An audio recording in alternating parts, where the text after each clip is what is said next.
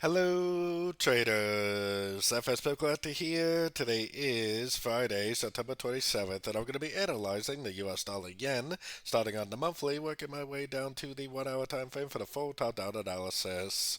So, on the dollar yen, I do think this is the end of a wave 5. If it is the end of a wave 5, it will take out the low of wave 4.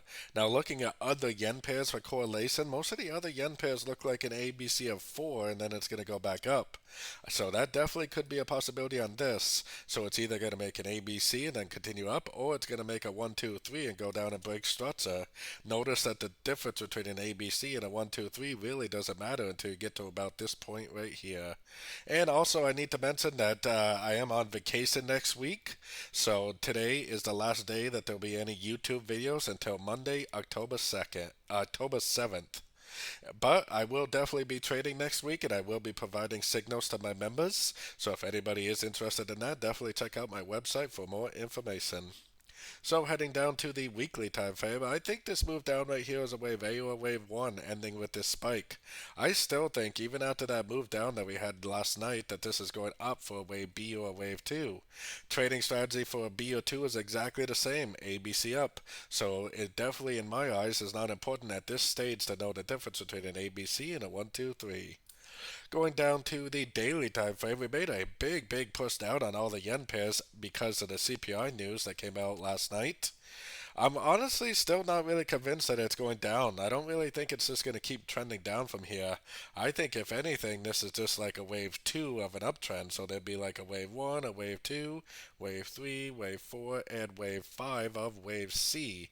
I think that this is an A. I think this is the irregular wave B. And I think we're going up for a wave C, which it should be a wave C of wave B. So just like what I showed on the higher time frames, wave A, wave B, and then eventually down for wave C. Taking it down to the 4 hour time frame.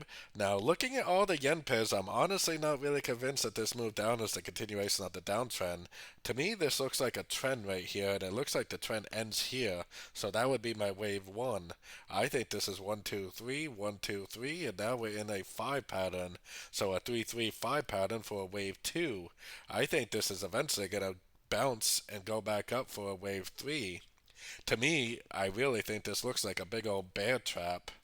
So going down to the 1 hour time frame, I don't think I would try to go long right now, but if I saw something like this, like a nice bounce, and then a Fibonacci bounce and a break of structure, then that definitely would turn me back into a buyer, and I definitely would go long, because like I was explaining on the higher time frames, I think this could be a wave 2, like an expanding flat wave 2, and eventually it's likely to go back up for a wave 3.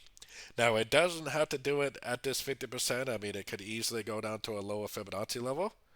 It could easily go down to like the 61.8 and maybe even further. So, honestly, you should be looking for shorts until you get that fib bounce and a break of structure. So, don't forget to join my free Discord group, which is linked down here in the corner. And as always, thank you and happy trading.